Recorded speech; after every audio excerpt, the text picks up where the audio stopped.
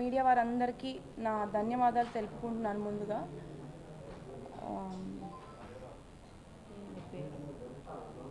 ఇప్పుడు ఇన్ని డేస్ నుంచి సపోర్ట్ చేసిన నా మీడియా వారందరికీ ఫస్ట్ ప్రతి ఒక్కరికి పేరు పేరుగా నేను థ్యాంక్స్ చెప్పుకుంటున్నానండి. ఎందుకంటే ఒక ఆడపిల్లకి అన్యాయం జరిగినందుకు మీరందరూ కూడా ఇన్ని రోజుల నుంచి నాకు సపోర్ట్ చేసి నాకు స్టాండ్ తీసుకొని నా గురించి అన్యాయాన్ని మీరు మీ ద్వారా ప్రజలందరికీ తెలియజేసినందుకు నాకు ఫస్ట్ మీ అందరికీ కృతజ్ఞతలు తెలుపుకుంటున్నాను. అయితే ఇప్పుడు నేనేమీ పెద్ద ఇట్లా ప్రొఫెషనల్ ఏం కాదండి. ఒక ఆడపిల్లకి, మీ ఇంటి ఆడపిల్లకి అన్యాయం జరిగితే ఎట్లా అయితే ఎక్స్ప్రెస్ చేస్తుందో అదేవిధంగా నాకు జరిగిన అన్యాయాన్ని ఖచ్చితంగా మీ ముందుకి జరిగిన అన్యాయాన్ని, జరిగిన వాస్తవాల్ని మీ అందరి ముందు మీ ద్వారా తెలియజేయాలని ఇవాళ ఇక్కడికి రావడం జరిగింది. అయితే ఇక్కడికి వస్తున్నందుకు ఇలాంటి రోజు ఒకటి నాకు వస్తుంది అని కూడా నేను అనుకోలేదు. ఇక్కడ రావడము, ఇలా అన్యాయం జరిగి ఇట్లా అందరి ముందు మాట్లాడడం కూడా ఒక ఆడపిల్లగా చాలా ఫస్ట్ బాధాకరంగా ఉంది నాకు. బట్ నేను ఇప్పుడు జరిగిన నాకు బాధలు, నాకు జరిగిన ప్రాబ్లమ్స్, అన్యాయం అన్నీ కూడా నేను ఎదుర్కొని గట్టిగా నిలబడి ఇప్పుడు మీ అందరి ముందు నేను ఇది పెడుతున్నందుకు నేను గర్వంగా ఫీల్ అవుతున్నాను. ఎందుకంటే ప్రతి ఒక్క ఆడపిల్ల కూడా అన్యాయం జరిగితే లోపల కుమిలిపోయి కూర్చోకూడదు. ప్రతి ఒక్కరు బయటికి వచ్చి మాట్లాడాలి. మాట్లాడితేనే వాళ్ళకి న్యాయం జరుగుతుంది. ఇట్లాంటి వాళ్ళు అంటే జోగి రమేష్ అండ్ ఇట్లాంటి ఫ్యామిలీ వాళ్ళు, ఇట్లాంటి వాళ్ళ నుంచి మనం బయటపడవచ్చు. ఖచ్చితంగా జరిగిన వాస్తవాలు ఏంటో కూడా అందరికీ తెలుస్తాయి. అయితే ముందుగా నా పేరు మేఘన. నేను మాజీ మంత్రి జోగి రమేష్ గారి కోడల్ని. 1.5 year బ్యాక్ అంటే May 28, 2025 రోజున జోగి రాజీవ్తో నాకు వివాహం జరిగింది. ఇప్పుడు అందరు తండ్రులు ఎట్లా అయితే తన అమ్మాయి, తన కూతురు హ్యాపీగా ఉండాలి అని చెప్పి ఎట్లయితే పెళ్లి చేశారో, మా డాడీ కూడా నేను హ్యాపీగా ఉండాలి అని చెప్పి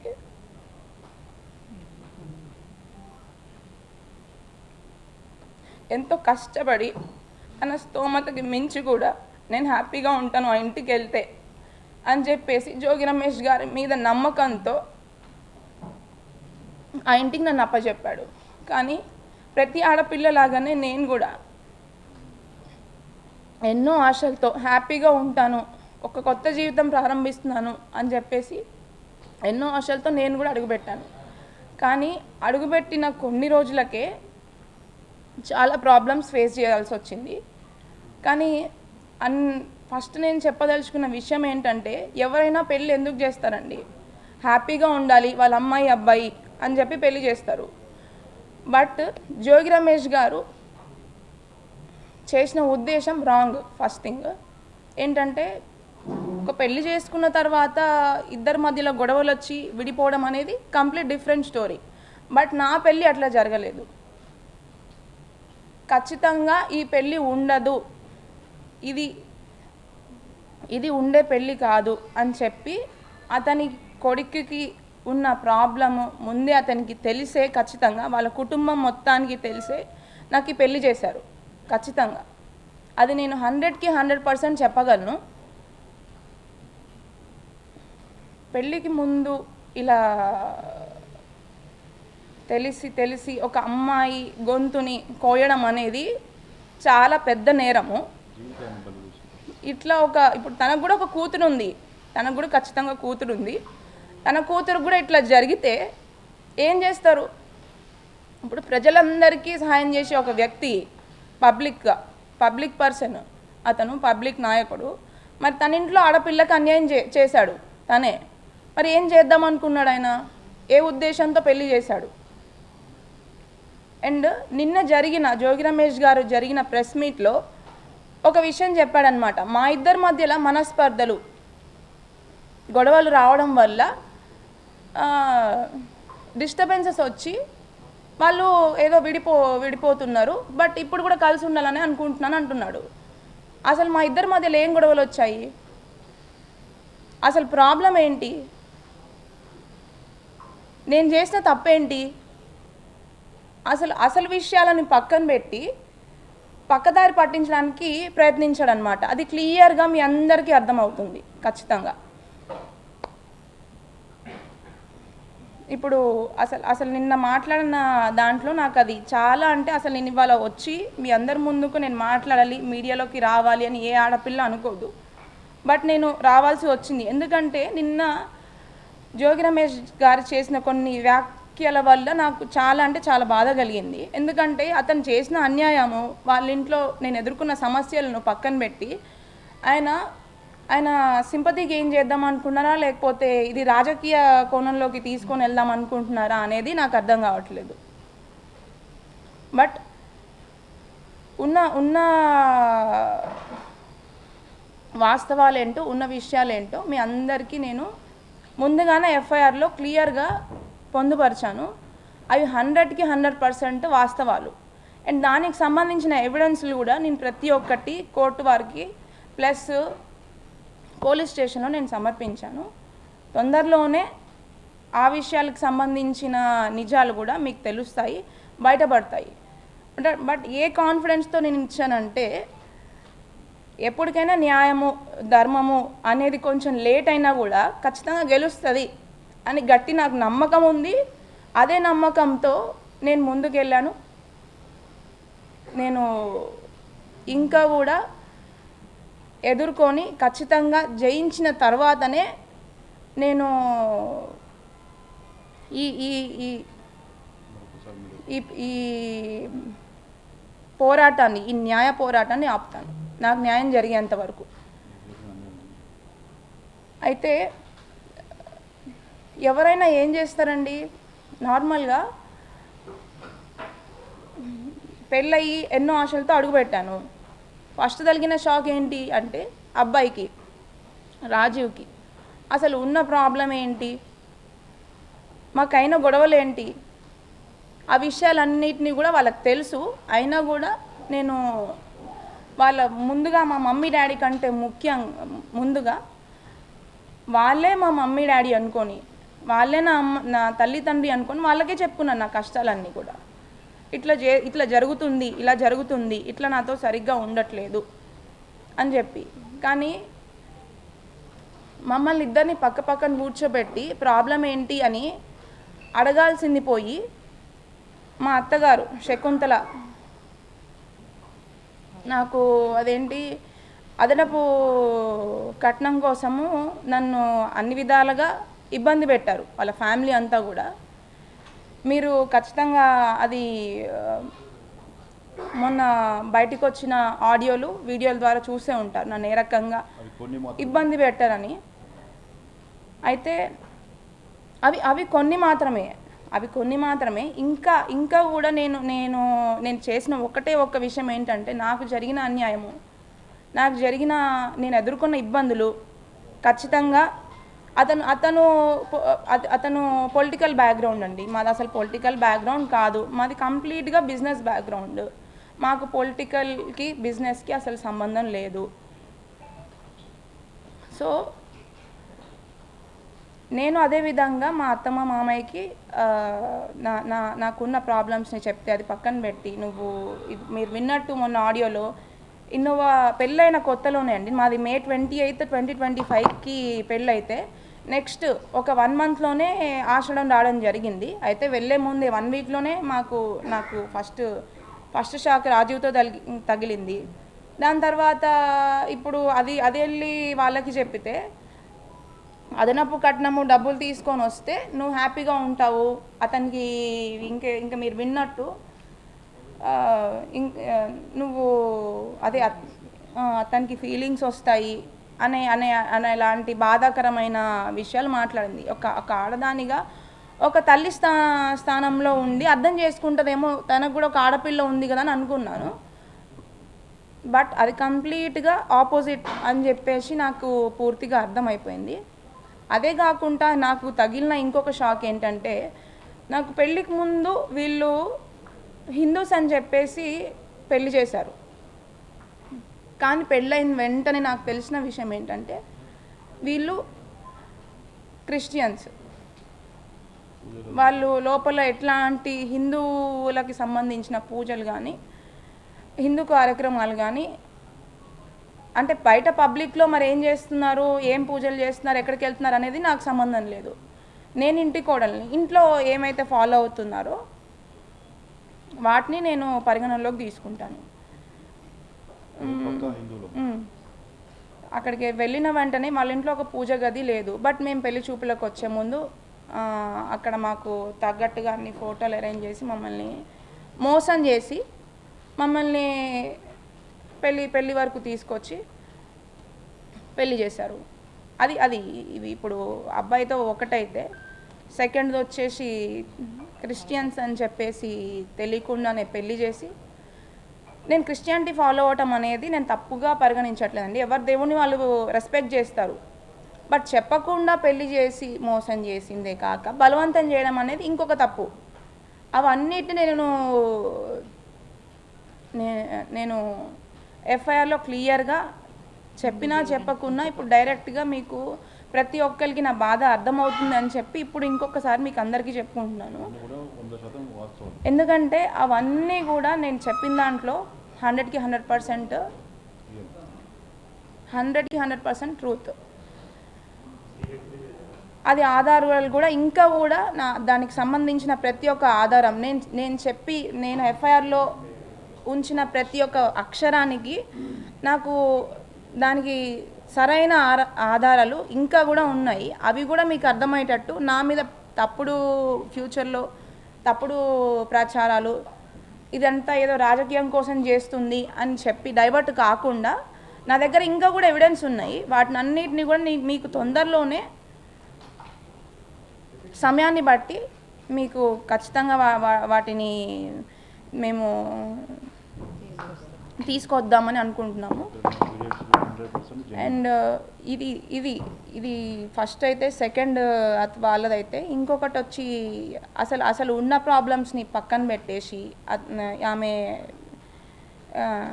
శకుంతల గారు డబ్బులు తీసుకొని రండి, అతను మీరు ఏం వాల్యూ ఇచ్చారు, మీరు ఏం పెట్టారు, అసలు ఫస్ట్ వాడు బాగానే ఉంటాడు, మీరు ఫస్ట్ అసలు ఏం వాల్యూ ఇచ్చారు అది తీసుకొని రండి అని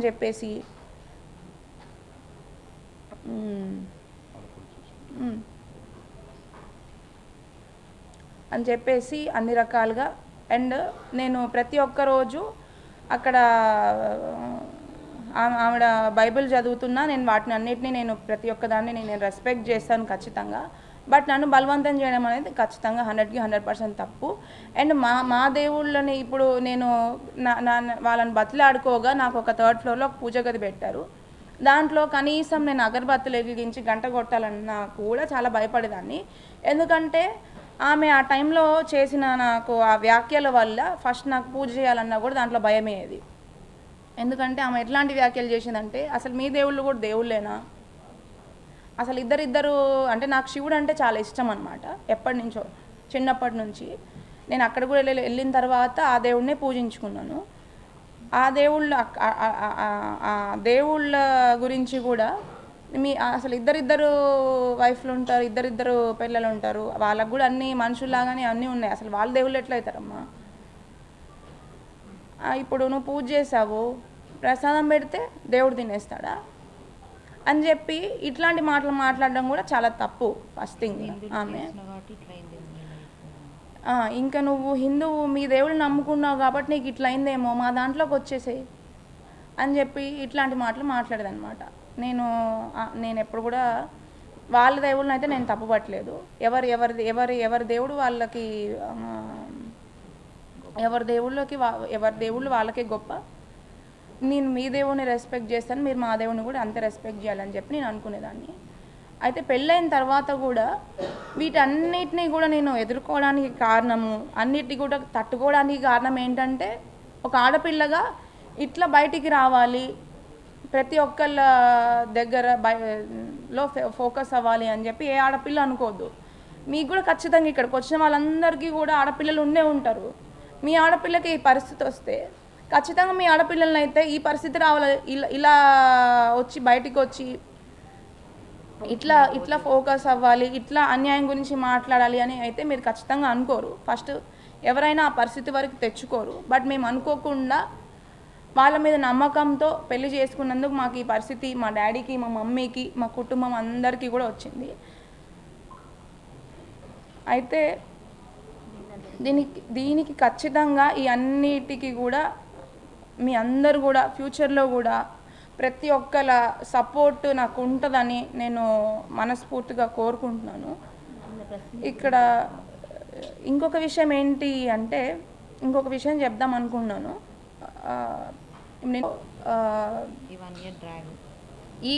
ఈ గ్యాప్లో వాళ్ళు కొన్ని అంటే 1 ఇయర్ డ్రాగ్ చేయాలి కదా, మరి ఈ 1 ఇయర్లో ఏం చేద్దాము అని చెప్పేసి 1 ఇయర్లో అన్ని సర్వరకాలుగా సర్వ విధాలుగా ఈ విషయం బయటికి రాకుండా అసలు విషయాలు దాచిపెట్టి వీళ్ళని ఎట్లా టైంపాస్ చేయాలి.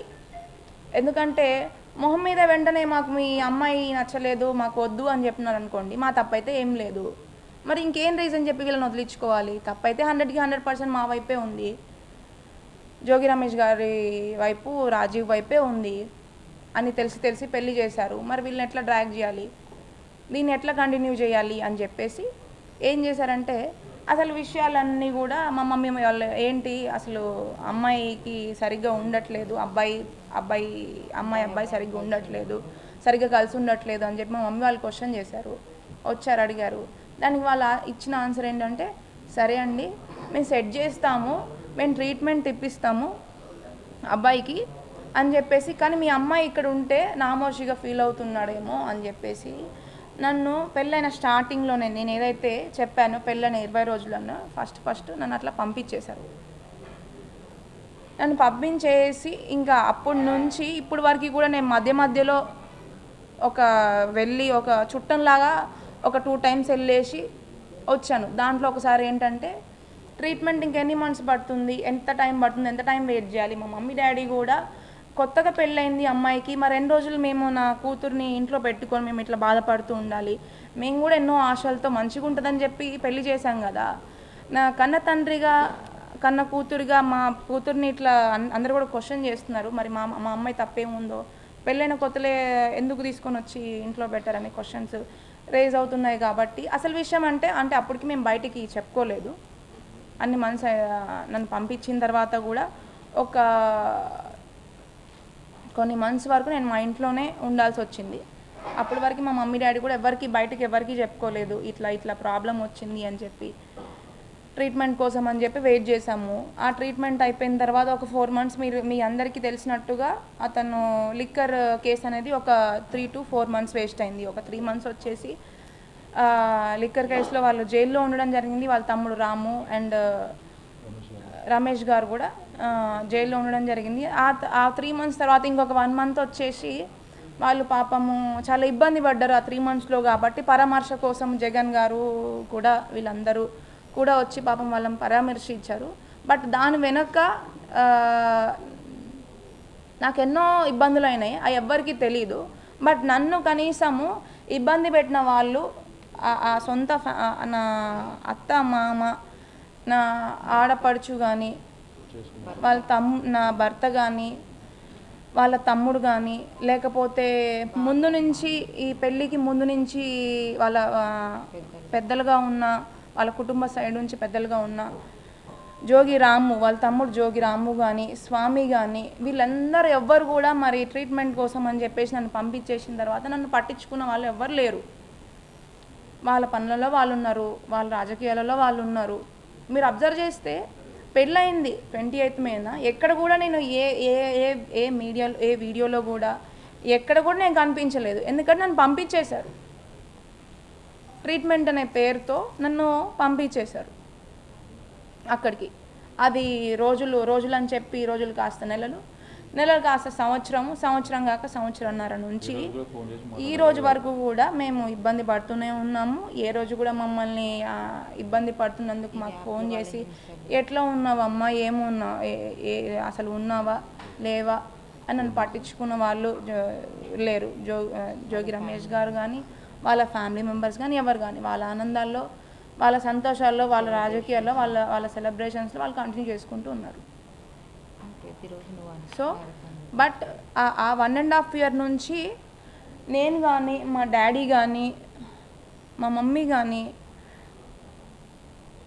అతను పెట్టిన మేము ఇబ్బందుల వల్ల ఎంతో మానసిక క్షోభకి గురైనాము. అది ఎన్నో రోజులు నేను నిద్రలేని రాత్రులు గడిపాను. ఎన్నో ఆశలతో నేను పెళ్లి చేసుకొని ఇట్లా అవుతే ఎందుకు ఇట్లా అయింది, అసలు నాకెందుకు ఇట్లా అయింది అని చెప్పి నన్ను నేనే క్వశ్చన్ చేసుకొని ఎన్నో నిద్రలేని రాత్రులు కూడా నేను గడపడం జరిగింది. సో అంటే నేనేం చెప్దాం అనుకుంటున్నా అంటే, మరి నా తప్పేం లేదు.